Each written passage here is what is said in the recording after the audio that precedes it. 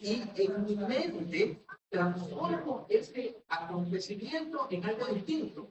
Por decirles, me recuerdo el momento que papá me hizo o me lastimó o me ofendió y yo desde mi perspectiva actual recuerdo el momento y trato de entender que papá lo hizo por alguna razón, ¿verdad? Entonces, encuentro formas de sanar mi recuerdo. De tal forma que a partir de ahora, cuando recuerdo mi momento con mi padre, ya no lo pongo con resentimiento, sino también con comprensión, porque ellos pasaron un momento muy duro, porque ahora recién me enteré que ese momento ellos estaban en un momento sin trabajo, y resulta que eso no se actuó de manera adecuada.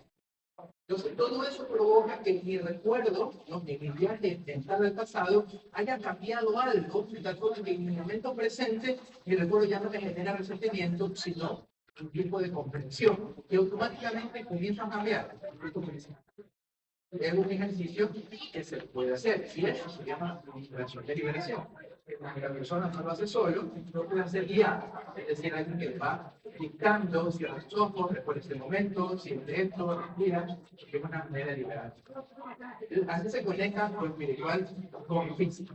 Entonces, Coré o Cora, depilado, ¿por qué se llama así? Porque también esa palabra depilado trata de referenciar que como referenciar que como desprovisto, una persona que no estaba, que estaba con depilado, como decía, está sin nada exterior, ¿no? Que significa a manera espiritual. Que Coré era una persona que estaba muy lleno de energía espiritual en su interior, porque tenía mucha carácter espiritual, pero su vasija, su parte exterior, todavía no estaba corregida. Eso es como el caso de una persona muy inteligente, pero que no sabe inteligencia. Una persona muy espiritual, que recibe revelación, pero que no manejando su ego, sigue siendo productivo, sigue creyéndose que es lo máximo. Eso le estaba pasando a Coré. Es decir, que él descendía de una familia muy potente y sabemos que Coré traía la energía de Rúa de Caín. El espíritu de Caín. Acuérdense que Caín y Abel son finalmente los patriarcas de toda la humanidad y a través de lo que ellos vivieron transmiten de generación en generación la corrección que ellos requieren.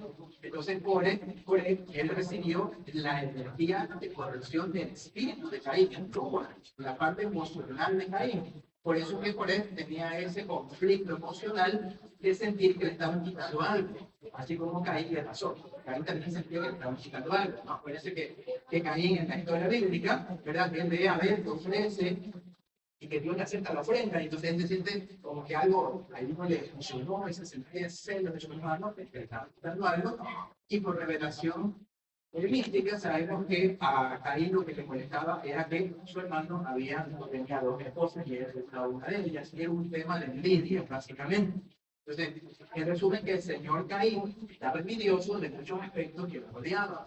Por lo tanto, Coré desciende de esa línea y hereda esa rectificación, experimentando él también el celo de lo que le rodea. Entonces, él tenía que luchar contra eso. Y si él pasaba la prueba, hubiera corregido gran parte del problema de la humanidad, y muchos que decían que más adelante no tendríamos que lidiar con tanto, ¿no? Así como nosotros, si nosotros tenemos una experiencia de vida donde logramos superar esa experiencia de dolor de una manera adecuada, estamos corrigiendo el mundo y transformando para las generaciones venideras.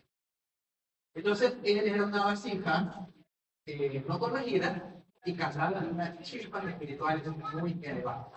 Y eso es lo que provocó que él tenga gran influencia, porque realmente vibraba con estos valores de renombre, pero su reclamo era un reclamo bastante egocentrista, basado en lo que él observaba o lo que él creía. Entonces, ahora sí, con ese contexto, ¿y qué le pasa a él? Luego viene la parte donde él dice, oye, ¿por qué tú estás liderando? Y Moisés le dice, mira, no nos peleemos, hagamos algo, cada uno trae el incienso, ¿verdad? Porque el incienso solamente no ofrecen las personas delante de Dios, personas que Dios les ha dado ese cable. Entonces, si ustedes traen incienso que Dios no quiere, es porque ustedes no están listos para ese cargo, y si a mí no me quiere, porque yo estoy mal. Simple, hagamos del acto. Entonces, efectivamente, llevaron incienso, dice que el nombre de Dios los consumía toditos, a lo mejor es el renombre, y Moisés y Aarón, cambio de Dios, son siempre Aarón, aceptados por Dios, ¿no? Y aún así la gente seguía reclamando todo un contexto de inconformidad. ¿Esto qué nos tiene que decir a nosotros? Que la humanidad siempre va a tener una lucha permanente contra la inconformidad. Es muy normal eso, pero no significa que no lo vamos a hacer. Entonces, vamos viendo estos 9 elementos que el Zohar los hace como referencia para conectar con esta porción. Punto número 1, la Torah es el árbol de la vida. Dice en el Salmo 19, más deseables son que el oro y más que mucho oro refinado. ¿Qué cosa? La sabiduría de Dios. Dice Proverbios 18, ella, la sabiduría, es árbol de vida para los que de ella echan mano. Y en hebreo dice, la palabra de Dios es viva y eficaz y penetra hasta el alma y el espíritu. ¿Por qué el Zohar empieza con esta introducción? Primero para recordar, por lo menos en conciencia, que las escrituras están personificando en letras un canal que nos conecta al árbol de la vida. Bien, y alguna vez habíamos recordado que la luz que perdió Adán cuando cayó en pecado, esa luz de Adán es como que fuese transferida a las escrituras. Por eso cuando las personas, hijos de Adán, estudiamos las escrituras, en cierta manera abrimos los misterios y extraemos luz de Adán y vamos brillando paulatinamente. Moisés, cuando interactuaba con Dios, sí que su nivel de tiempo era por mente que su rostro resplandecía entre las mentes. Que Pablo explica, cuando Pablo explica que se ponía un velo justamente para cubrirse ese resplandor que no permitía interactuar con las personas porque era como hablar con el sol, ¿no? Era bastante potente. Entonces, eso para entender el potencial que está en las escrituras. ¿Eso para qué nos abre este estudio? Para entender que si nosotros no queremos estar estáticos en un programa de rectificación, como Coré tenía un problema de rectificación, como todos los demás. ¿Qué significa eso? Todos nosotros tenemos una vida donde tenemos que mejorarnos a nosotros mismos, donde tenemos debilidades, donde tenemos situaciones que demuestran que necesitamos de Dios. Entonces, lo primero que me está diciendo es el árbol de la vida transmite vida. Y al final en el Apocalipsis, Hugo habla del potencial del árbol de la vida para los fieles. Entonces, nosotros hoy tenemos a través de las escrituras una conexión con este árbol. Por eso, cada vez que leemos las escrituras, estamos en contacto con el árbol de la vida. Estamos viendo que es algo que nos transmite vida. Entonces, moraleja práctica de este primer punto. Es importante que todos nosotros tengamos siempre un tiempo dedicado a estudiar las escrituras, porque mientras estemos estudiando las escrituras, que le llamamos el devocional, ese tiempo nos va a conectar con el árbol de la vida y va a provocar que una luz superior nos evite estar desprovistos de los recursos cuando llegue el día malo, como dice las escrituras. Entonces, ser conscientes que aunque no solamente se trata de venir a escuchar una predicación, sino que también yo tengo que dedicarme en leer directamente los versículos, leerlos. Y mientras más fiel la traducción, mucho más potente lo que puede por ahí. Incluso, los sabios recomiendan escanear visualmente palabras de la traducción. En español, capta la luz y en español tenemos una conciencia de lo que estamos en eso, la recomendación que dan, se lo cuida mucho. Segundo punto, segundo misterio, la arquitectura.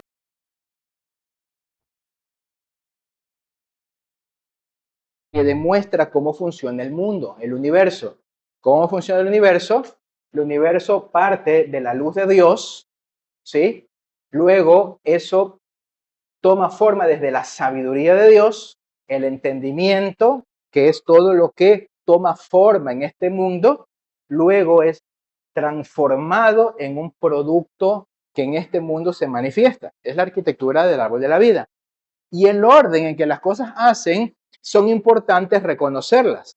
¿Cuál es la arquitectura base? Y ya lo hemos hablado en otras para allá, pero en esta ocasión volvemos a recordarlo. Y eso ahorita digo, tan importante es que en múltiples episodios de las Escrituras nos recuerdan esto.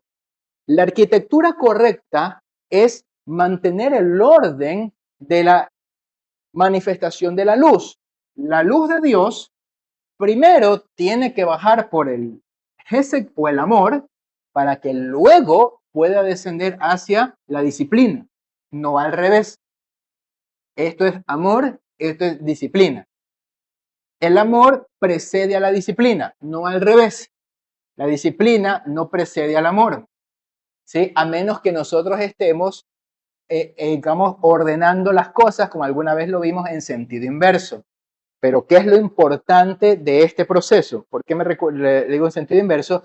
Porque cuando nosotros somos conscientes del temor a Dios, ¿verdad? Del temor a Dios, nosotros podemos escalar hacia su amor cuando estamos expandiéndonos. Pero tenemos que entender que el temor a Dios siempre debe estar sujeto al amor a Dios. Entonces, esa es la parte que queremos transmitir aquí, porque Coré, él era levita y Aarón era sacerdote. ¿Qué significa en el árbol de la vida eso? Que Aarón era lleno de amor porque los sacerdotes provienen del lado de la columna derecha, conocido como el lado del otorgamiento, porque los sacerdotes fueron tomados de entre los levitas y transformados su vida para que sean almas de otorgamiento, almas que dan, almas que transmiten. Entonces Aarón y sus hijos eran almas que estaban cargadas de luz para dar, mientras que los demás, los levitas, estaban en esta dimensión. Eran almas que estaban diseñadas para retener luz. Retener luz.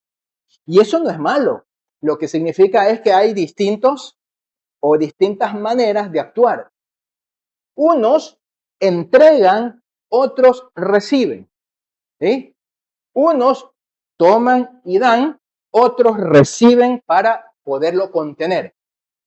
¿De qué sirve que yo me lea un libro si yo no aprendo la lección?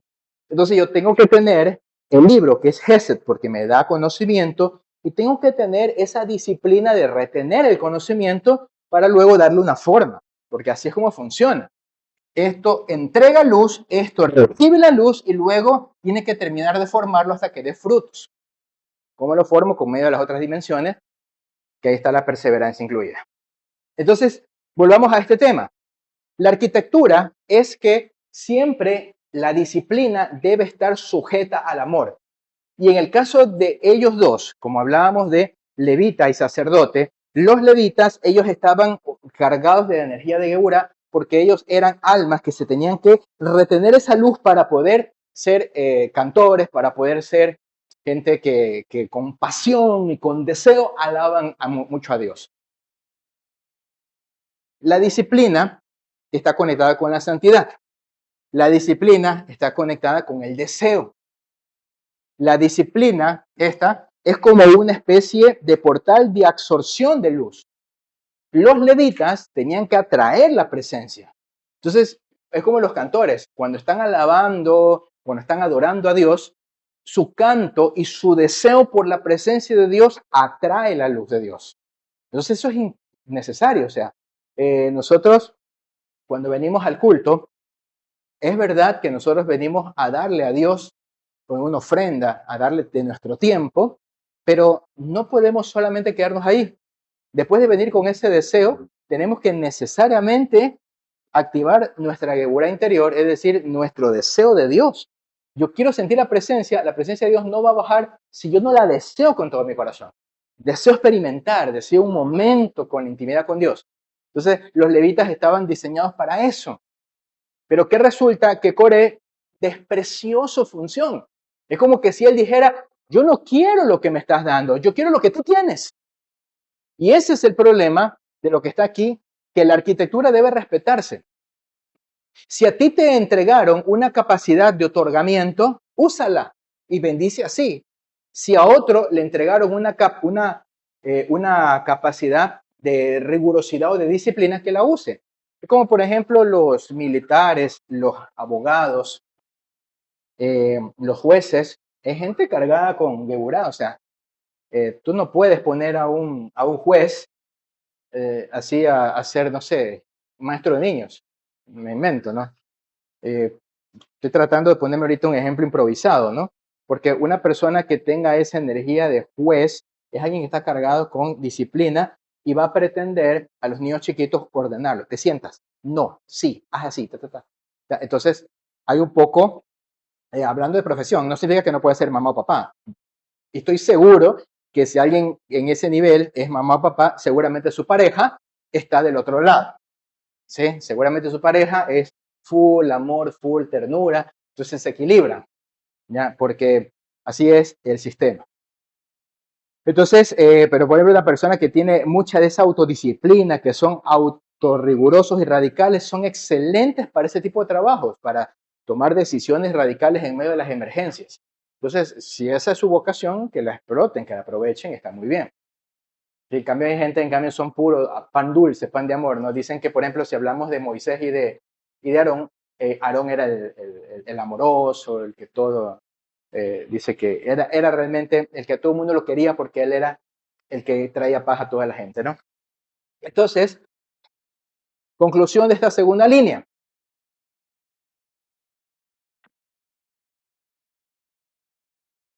Dice el apóstol Pablo en 1 Corintios, si yo hablase maravillas y no tengo amor, nada soy. Creo que todos esos versículos los conocemos. ¿Verdad? Es decir, yo puedo tener millón de lenguas, yo puedo tener revelaciones, decía él. Yo puedo, no sé, hablar en lenguas celestiales, puedo profetizar, puedo conocer los misterios del cielo, pero si no tengo amor, soy como címbalo, como que retiño, o sea, no puedo canalizarlo adecuadamente. Entonces, lo que Pablo está diciendo es totalmente claro, que primero está acá y todo lo que está acá tiene que estar al servicio. Entonces, ahí viene un conflicto con Coré, porque Coré tal vez entendía eso. Él entendía que su función levítica estaba al servicio de la función sacerdotal. Pero ¿cuál era el problema de Coré? Que él se sentía humillado, porque si vamos a leer las historias de Midrash entendemos todo lo que estaba detrás, algo vamos a hablar ya mismo, pero él se sentía humillado porque él decía, pero si yo tengo plata, yo soy guapo, bueno, realmente como dice las escrituras comienza con que él tomó un consejo negativo. ¿Estaba? Sí, claro, él, por orden a lo que dice el pastor Luis. O sea, él se sentía que era la persona que tenía que corresponderle. Y es que la esposa que le dio el consejo y que hablaba a él, le decía, es que tu hermano, es que tu primo Moisés palanqueó a su hermano. ¿Sí? Esto hay nepotismo. ¿Sí? Claro, pues al hermano lo pone allí. Y no solo eso, sino que hasta la hermana la pone de profetisa y la pone en la Biblia. ¿No? Y podemos seguir hablando de... Entonces, eso ellos veían. Pero una vez más, ¿por qué pasa eso? Porque no ves lo espiritual. Porque Coré se estaba olvidando de que no podía luchar contra los frutos. Si él tenía un problema de la organización que tenía el campamento de Dios, él tenía que ir a la presencia de Dios y poner su corazón delante de Dios para que Dios le dé entendimiento de las cosas. ¿Sí? Y tal vez en oración el pedir, Señor, yo quisiera sacerdocio, me gustaría servirte, pero con humildad. Pero él no puede ir delante del otro humano a reclamarle. ¿Y tú por qué? Como que aquí alguien se para y dice, ¿quién te puso de pastor en esta congregación? O sea, cuidado, ¿no? Y no lo digo por mí, no lo digo por el pastor Luis, por ejemplo.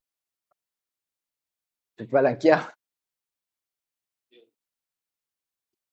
Sí, o sea, nuestra historia en cuanto al ministerio, ¿verdad? Cuando fue el pastor que precedió al pastor Luis, porque todo va en orden aquí. El pastor Luis, cuando fue establecido como pastor, el pastor que precedió oró por él delante de la congregación. Él hizo el acto público de cederle la autoridad, ¿no? Y el pastor Jorge Dumas oró por Luis y todos nosotros oramos por el pastor Luis y él entonces tomó el manto, así como lo hizo Ezequiel. Y el pastor Jorge Dumes, él también recibió la autoridad del predecesor. Toda la congregación que estamos con el pastor, que arrancamos con el pastor Jorge Dumes, sabemos y fuimos testigos de que él fue ungido por el que lo precedió para liderar a las ovejas. Entonces, no podemos irnos en contra de eso. que si es capaz o no es capaz a nuestro punto de vista, no es algo discutible, sino que Dios establece por tiempos y por funciones. Y se dice, y aquí lanzo uno de los temas que dicen las revelaciones Sot, que el señor Coré sí tiene el potencial de ser un sumo sacerdote, pero no ahora, sino que su alma, ¿verdad? En los procesos de la era mesiánica, él será llamado para ser sumo sacerdote. Dentro de un programa espiritual, ¿no? ¿Cómo será eso? Tendrá que el Señor luego mostrarnos, pero lo que queremos decir es que él sí tiene el potencial, pero es algo que no se tiene que hacer ahora. Es decir, lo que quiero decir es, todo tiene su tiempo. Hay que saber esperar las cosas en el tiempo de Dios. Vamos con el tercer punto. Esto es oncológico, como dicen por ahí, ontológico, es decir, es diseño. Es diseño de la existencia, la discordia versus la paz. Importantísimo. La paz sostiene al mundo. Las personas que hacen paz atraen unificación de los cielos con la tierra. Las personas que en cambio siembran discordia, que generan un quebrantamiento, un quebrantamiento.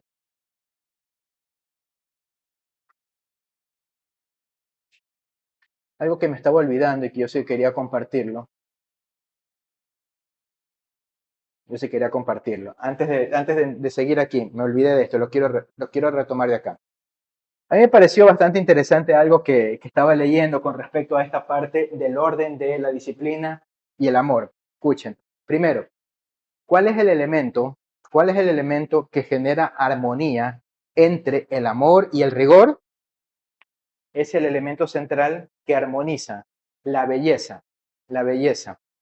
Este elemento de belleza o esplendor tiene que ver con la intercesión que les permite tener otra perspectiva.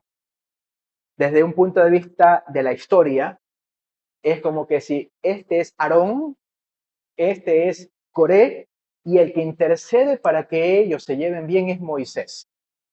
Más o menos. Entonces significa que la gente amorosa normalmente no ve la rigurosidad como un elemento viable. La gente rigurosa no ve el amor o la misericordia como una forma viable. Y usted se da cuenta. La gente que es muy tierna no soporta la rectitud y las cosas tan rígidas, mientras que la gente en cambio rígida y tajante no soportan a la gente blanda, que le llaman, que son los amorosos. Ahí es donde aparecen los del equilibrio. Los del equilibrio son aquellos que le pueden otorgar una visión más amplia para armonizar entre estas dos visiones. Normalmente quien tiene equilibrio es una persona que tiene dentro de su alma una combinación de lo uno y de lo otro y puede ofrecerles una visión. Ahora, esto que les estoy diciendo está interesantemente absorbido en Génesis capítulo 1. Y eso me llamó mucha atención, me gustó mucho porque primera vez que lo leo tan detalladamente, a pesar que lo hemos hablado en otras ocasiones. En Génesis capítulo 1, cuando Dios está haciendo la creación, dice, en el versículo 3, dice, y dijo Dios sea la luz, y fue la luz, y vio Dios que la luz era buena, ¿verdad? Y separó Dios la luz de las tinieblas, y llamó Dios a la luz día, y a las tinieblas llamó noche. Y fue la tarde de la mañana un día. ¿Qué está sucediendo allí? Dice, y dijo Dios, sea la luz, y fue la luz, y vio Dios que la luz es buena. Eso es importante. Vio Dios que la luz es buena. Versículo 6. Luego dijo Dios, haya expansión en medio de las aguas y separe las aguas de las aguas. E hizo Dios la expansión, separó las aguas de debajo de la expansión, de las aguas encima de la expansión, y fue así, y llamó Dios a la expansión cielos, y fue la tarde de la mañana, día segundo. Ojo, nunca dijo que fue bueno. No dijo que fue bueno. ¿Sí? Si ustedes van a leer en el libro de Génesis todo el ritual de la creación, cuando Dios dice, y dijo Dios, sea la luz, y vio Dios que la luz era buena. Pero en el versículo 6, cuando dice, haya expansión y separe los cielos de las aguas superiores y aguas inferiores, nunca dice, y vio Dios que es bueno. ¿Qué dice los sabios que eso oculta o revela? Una dicotomía que viene desde la creación, en donde la Geburah se convierte en un elemento que trae lo que estamos hablando ahorita, discordia, un elemento que trae discordia. La rigidez, la rectitud, las leyes, la gente cuadrada generalmente trae discordia. Entonces, esta discordia se la ve en Génesis porque cuando Dios separa las aguas de las aguas, no dice y vio Dios que eso fue bueno. Entonces, no es que a Dios se le olvidó. La Biblia nos está revelando que la Geburá sola por sí trae una percepción de radicalismo donde parece que no es bueno. ¿Cómo se arregla ese problema? En el siguiente versículo. Cuando dice, versículo 9, y dijo también, júntense las aguas de debajo de los cielos, descúbrase lo seco, y fue así. Y llamó Dios a lo seco tierra, y a la reunión de las aguas llamó mares. Y vio Dios que era bueno. Y sigue. Después dijo Dios, produzca la tierra hierba verde, que dé semilla, árbol que dé frutos sobre la tierra, y fue así, produjo la tierra hierba verde, produjo, dice, semilla según esta naturaleza, árbol que da frutos, y vio Dios que era bueno por segunda vez. Y recién ahí dice, y fue la tarde y la mañana, día tercero. ¿Qué significa eso? Que cuando Dios dice, sea la luz es bondad. Y dice Dios, es bueno.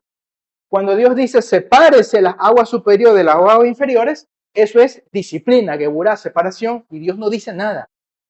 Pero cuando Dios dice, júntense ahora y haga la tierra y entra en el tercer día dice Dios 2 veces que es bueno. Entonces, ¿cuál es la enseñanza estructural que trae Génesis 1? Que para que haya una unificación entre el amor y la disciplina, tiene que haber la belleza la que permita esa integración, la belleza o el esplendor de la integración. Es decir, en otras palabras, tiene que haber un elemento integrador. Entonces, por eso, si usted tiene una persona que es muy rigurosa, tiene una persona que no se lleva por lo rigurosa, tiene que haber un tercer elemento que los una. Pero generalmente, entre una pareja, el amor es el que los une, ¿no? Y Dios de por medio. Si Dios no está de por medio, entonces hay separación de conceptos. Entonces, volviendo acá, y basado en lo que estamos ahorita diciendo, estructuralmente dice de que el nombre de Dios está conectado con la palabra paz, ¿no? Y toda persona que trae discordia, su discordia atenta directamente contra el nombre de Dios. Mateo 5:9. Dichosos los que procuran la paz, porque ellos serán llamados hijos de Dios. Significa que Yeshua, Jesucristo, también nos decía que aquellos que procuran poner shalom sobre la tierra, esos tienen el sello de ser hechos hijos de Dios. Salmos 34 también dice, busca la paz y síguela. Por lo tanto, de aquí se genera la conciencia de que toda persona que busque establecer la paz está sosteniendo al mundo, está trayendo un potencial de unificación, mientras que lo contrario va directo en contra del nombre de Dios cuando alguien trae discordia. Entonces recuerdo que aquí hay el ejemplo de los sabios hay un ejemplo de 2 sabios, ¿cómo se llaman?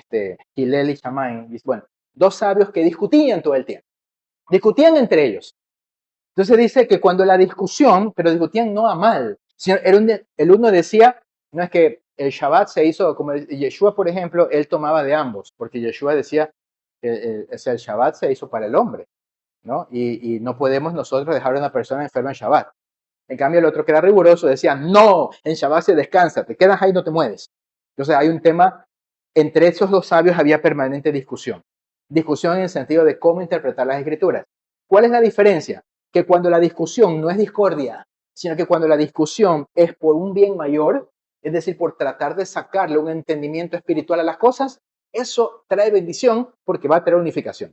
Entonces, ¿qué significa? Que cuando papá y mamá están conversando y discuten para conseguir un entendimiento de las cosas, eso es sano. Discutir en el sentido de debatir. Es decir, yo te pongo el punto de vista, tú me pones el tuyo y estamos debatiendo. Eso es sano. Pero la discordia como tal, donde hay razón total de una de las partes y no quiero entender tu punto de vista, eso atenta contra el nombre de Dios y trae ruptura, tal como lo vimos en el versículo del día 2 de Génesis. Entonces, moraleja, Siempre que nosotros tengamos oportunidad de traer shalom, seamos conscientes que al poner shalom, el Espíritu de Dios está en medio de nosotros. Si en cambio, por más que creamos que estamos haciendo bien, traemos discordia y emitimos comentarios ofensivos, eso solamente traerá ruptura. Y ustedes saben lo que le pasó a Coré por hacer. Dicen de que cuando Coré se presentó delante de Moisés, el problema no era lo que estaba pidiendo, sino sobre todo la forma en la que lo estaba haciendo. O sea, él podía venir y decir, tengo una pregunta, ¿por qué tú tienes este celo sino yo si yo soy mejor que tú? Pero lo hubiera dicho con cariño, entonces le hubieran explicado y él hubiera debatido y hubieran ido a un proceso de estudio. Estaba bien. El problema es que el hombre lo hizo con discordia porque levantó un montón de gente y se fue directamente a reprender a Moisés, ¿no? Porque había tomado un consejo totalmente equivocado. Entonces, cuando traes discordia y traes ese problema, tú traes ruptura y miren lo que pasó. El fuego de Dios los consumió y después un terremoto se abrió y se tragó a Corea y a toda su familia. Y ahí viene una enseñanza importante, que cuando los líderes utilizan este escenario de discordia, atraen terremotos. Entonces, seamos muy cuidadosos con eso. Vamos más rápido con los otros misterios. Misterio 4, el incienso. Dice que ellos presentaron incienso delante de Dios. Dice, hay un versículo ahí que dice, Aarón tomó el incienso y se puso entre los muertos y los vivos y cesó la mortandad. Cuando pasó este incidente, vino la plaga, vino todo eso y Moisés le dice a Aarón y Aarón comenzó a echar incienso y con el incienso paró la plaga, paró la mortandad. En el libro de Apocalipsis también dice, y se le dio mucho incienso para añadirlo a las oraciones de todos los santos. Incluso hay un versículo en Apocalipsis que dice que la oración de los santos sube como incienso delante de la presencia de Dios. Ojo, y para no alargarlo mucho, el poder del incienso es su aroma. El aroma agradable detiene la plaga y la mortandad. El libro de Apocalipsis dice, ¿verdad?, que ese incienso son las oraciones de los santos. Pero escuche lo que le voy a decir ahora porque es clave en este punto. El incienso es proactivo, no reactivo principalmente. ¿Ya? ¿Qué significa eso? El incienso permanentemente, cada día, se lo hacía o se lo presentaba en el Mishkan, en el tabernáculo, y subía como aroma agradable para perfumar el ambiente. O sea, no se esperaba que Dios pidiera incienso, sino que proactivamente se hacía un acto de elevación de incienso. ¿Qué quiere decir esto? Si bien aquí pasó una situación y Moisés, muy conocedor del tema, le dijo que eche incienso para parar la mortandad, la naturaleza principal del incienso es ser proactivo, no reactivo. En otras palabras, si nosotros nos encontramos en un problema y queremos atraer la misericordia de Dios, si en ese ratito recién se nos ocurre ir a orar para clamar por misericordia, estamos siendo reactivos y ese tipo de acción no tiene la misma eficacia que cuando nosotros somos adoradores. Cuando somos adoradores, ¿qué significa? Que nosotros, nuestra propia vida es una adoración. Nos levantamos en la mañana y vivimos en gratitud con Dios. Estamos nosotros viajando al trabajo y cantamos alabanzas en nuestra mente. Llegamos aquí a la iglesia y estamos conscientes del momento de los cantos. Cantamos desde el corazón, no desde la boca. Entonces, cuando somos unas personas proactivas, que todo el tiempo estamos elevando incienso, ese incienso sí es uno de que cuando tengamos un problema y vamos a clamar, ¿verdad? Se activa la protección. Se activa la protección. Entonces, seamos conscientes de eso. Punto 5. Punto 5. Dice, en las escrituras, esto ya lo hemos hablado también, en las escrituras dice que cuando Moisés descendía con las tablas de la Torá, ¿verdad? Él le dijo a Josué, creo que le dijo, ve, mira, grabadas con el dedo de Dios. Y la palabra grabada es la palabra harut. Los sabios dicen, esa palabra harut grabada esconde un secreto. No la leas harut, cámbiale la vocal y léela jerut. La palabra jerut significa libertad. Es decir, que es como que si Moisés hubiera dicho libertad con el dedo de Dios. ¿Qué significa? Que la Torá está cargada de la energía de la libertad, pero la verdadera libertad, la libertad que nos libera de todo esto, la libertad que nos hace inmortales, porque nosotros podemos decir, soy libre. ¿Libre de qué, hermano? Si aquí estamos sometidos a un escenario de violencia en el país, estamos sometidos incluso al proceso de la muerte física, al dolor, a la enfermedad. La Torá tiene el poder de librarnos de todo eso. Por eso Yeshua, la Torá viviente, también canaliza la libertad, la vida eterna. Entonces, por eso dice, cuando leamos las escrituras, seamos conscientes de que las escrituras contienen Jerut, libertad, vida eterna, porque son árbol de vida. A través de Yeshua, nuestro Mashiach, nosotros debemos ser conscientes de ese potencial de vida.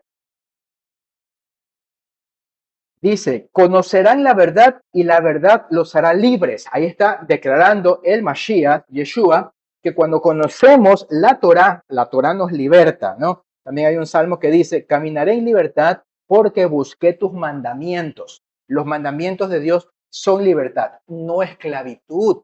Uno de los errores gravísimos que tiene el cristianismo tradicional es pensar que guardar los mandamientos de Dios son una carga y que son esclavitud, porque están mal interpretados versículos del Nuevo Testamento, como cuando hace referencia en el Nuevo Testamento que los apóstoles dicen, ¿cómo vamos a llevar sobre nosotros una carga que ni nosotros ni nuestros padres pudieron soportar? Y mucha gente cree que cuando el apóstol dice eso, se refiere a los mandamientos de Dios. Digo, ¿qué conclusión es esa cuando el apóstol Juan, y mismo en el Evangelio de Juan, vive diciendo, guarda mis mandamientos, guarda mis mandamientos, guarda mis mandamientos? Y nunca falta alguien que dice, no, es que los mandamientos de Jesús eran otros. ¿Cuáles otros? ¿Cuáles otros? Si Jesús mismo dijo, yo vengo a hacer la voluntad de mi Padre, lo que oí de mi Padre es lo que yo vengo a transmitirle. No les vengo a traer otra verdad. Es más, hay un capítulo en Mateo capítulo 5 que dice clarísimo. A ver, yo no he venido a abolir nada. No vine a abolir ni la Torá, ni a los profetas, sino que vengo a cumplirlos. Entonces, no hay por dónde perderse, pero ahí viene un tema bastante psicológico de que nos gusta sacar lo que no nos conviene, lo que creemos que no nos conviene. Y eso ahorita lo corrijo y lo acentúo más. La gente cree que tener los mandamientos de la Torá no es conveniente. ¿Por qué? Por ignorancia. Porque los mandamientos de Dios no son mandamientos. La Torá tiene 613 mitzvot y esas mitzvot son parte de una instrucción o revelación de secretos divinos. No son mandamientos que sean una carga, son revelaciones poderosas de la existencia del mundo. Una vez decíamos, por ejemplo, uno de los mandamientos que se lee muy común es, no tomarás el nombre de Dios en vano, ¿no?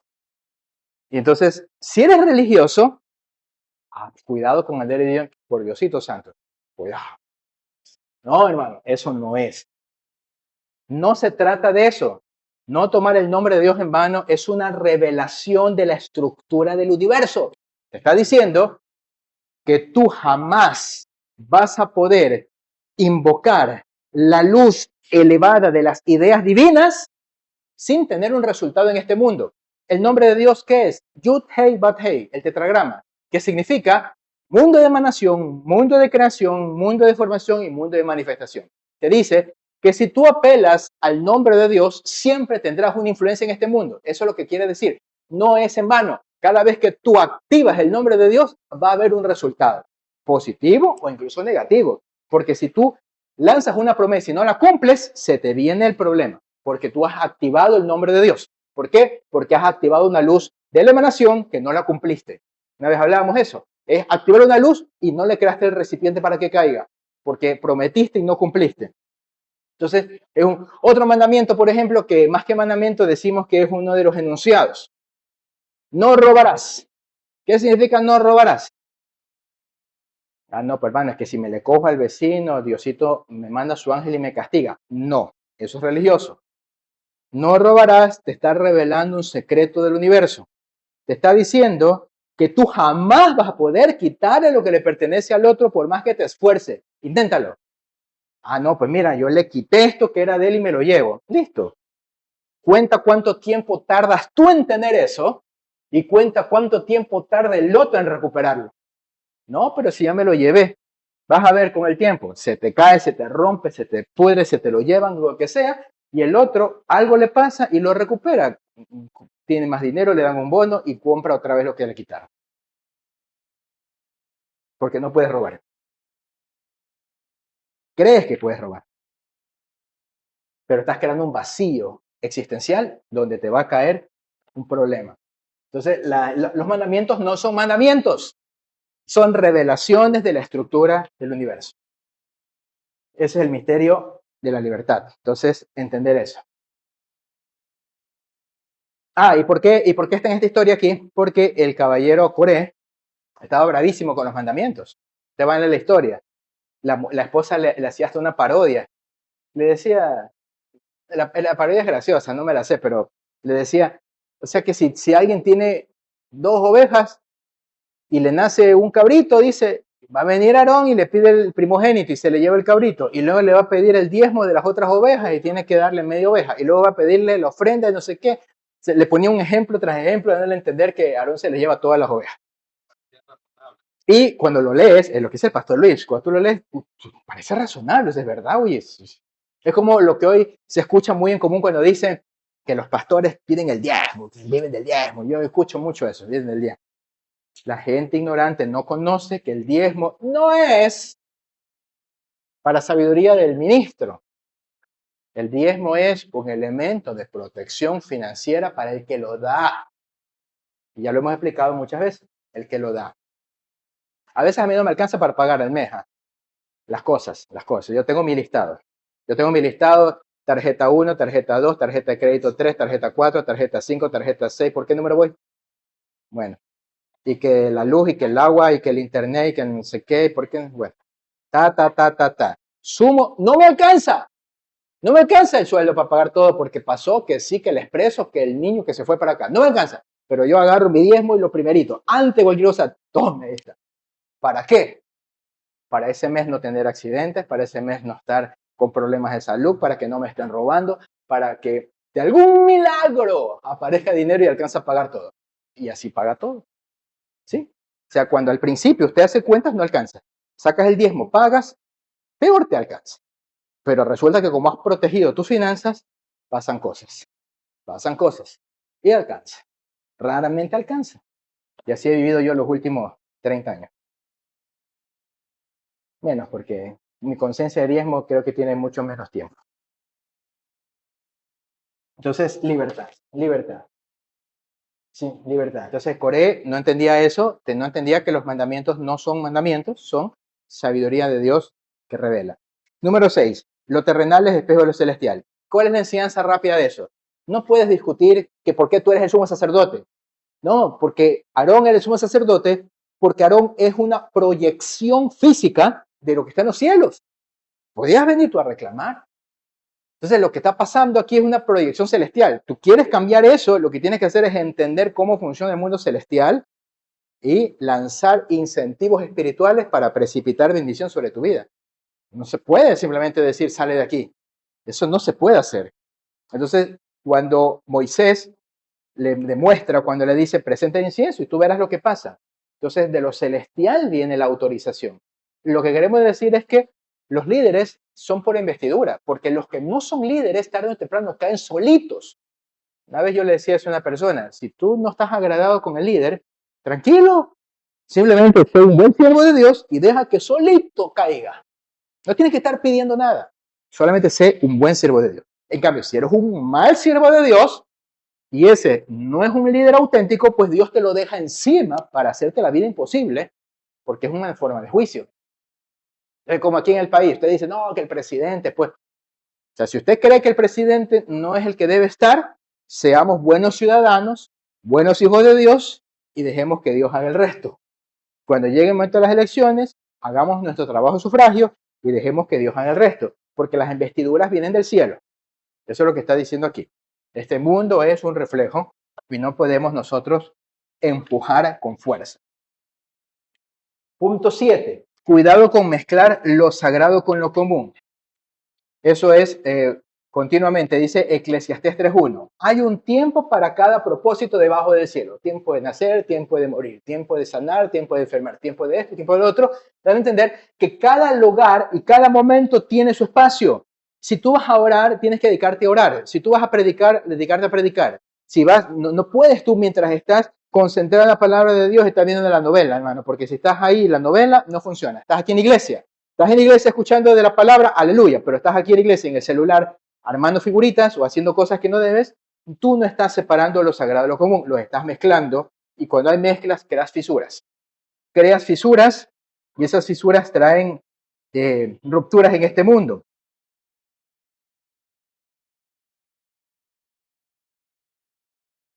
Dice, acercaos a Dios y Él se acercará a vosotros. Limpiad las manos y purificad los corazones. Es decir, sepamos separar las cosas. ¿Ven?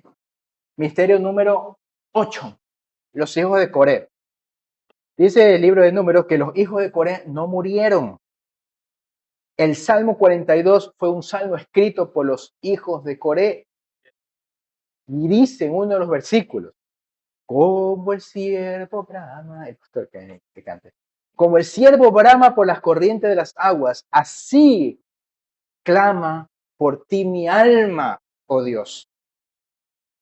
Otro versículo de otro salmo, el Salmo 46, hay un versículo que dice, Dios es nuestro amparo y nuestra fortaleza, nuestro pronto auxilio en las tribulaciones. Los hijos de Coré fueron salmistas. ¿Qué significa o cuál es la enseñanza que sale de aquí? Que nadie, hermano, está condenado por su historia. Nadie. Es decir, aun cuando el escenario de Ecuador sea un escenario hostil y complicado, eso no significa que nosotros vamos a tener que vivir un mundo hostil, sino que si sabemos hacer las cosas y sabemos tomar las decisiones santas en el momento correcto, vamos a poder ser librados del caos, como le pasó a los hijos de Coré. Ellos supieron tomar decisiones. Ellos dijeron, si papá ellos no estuvieron de acuerdo con lo que su papá hacía. Y ellos lo que hicieron es ser muy respetuosos, tienen el problema. Respeto a mi papá porque hay que honrar a padre y madre, o respeto a Moisés, que hay que honrar al maestro. Pero ellos tomaron una decisión sabia. Sin ofender a su padre, ellos respetaron al siervo de Dios y lo supieron hacer de una manera muy cautelosa. Entonces eso les provocó sobre ellos el perdón para que cuando viniese este problema del terremoto que se tragó a todos, los hijos no cayeron en eso. Ellos fueron salvados. ¿Cómo funciona en la vida práctica eso? Si hay incidentes naturales, extrañamente la persona que va a caer en ese momento se le retrasa el bus, se queda del taxi o se le pasa el avión o hay un accidente que lo retrasa en el tráfico y te protege para evitar que caigas en una situación de juicio. Así les pasó a los hijos de Coré. Y finalmente, la unificación. Termina con esto el Zohar que habla acerca de esto. Dice el libro de Eclesiastés, goza de la vida con la mujer que amas. Todo lo que tu mano haya que hacer, hazlo con tu fuerza. Dice Corintios, el apóstol Pablo, ya sea que comáis o bebáis o hagáis cualquier cosa, hacedlo todo como para la gloria de Dios. Y el Salmos 1.3 dice, bienaventurado el hombre que en todo lo que hace prospera. ¿Qué significa eso en español o de manera directa? Esta unificación significa la unificación de lo espiritual con lo físico. ¿En qué sentido? Ser agradecido, disfrutar de lo que haces. Entendamos que la vida son experiencias que aunque parecen amargas en un momento, traen enseñanza. Acuérdese, ¿cómo se dice suerte en hebreo? Termino con esto. ¿Cómo se dice suerte en hebreo?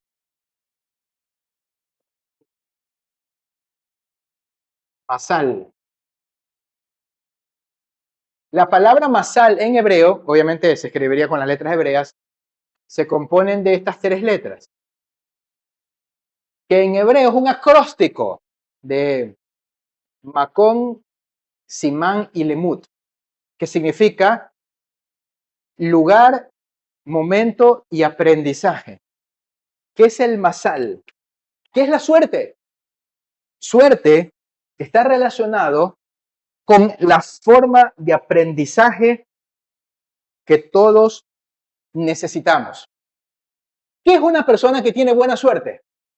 Es una persona que su aprendizaje se da cuando todo le sale bien. Es decir, él es una persona que cuando le va bien, cuando le dan comida, que cuando le suben el sueldo, es cuando él aprende. Entonces, como él aprende en esos escenarios, tiene buena suerte.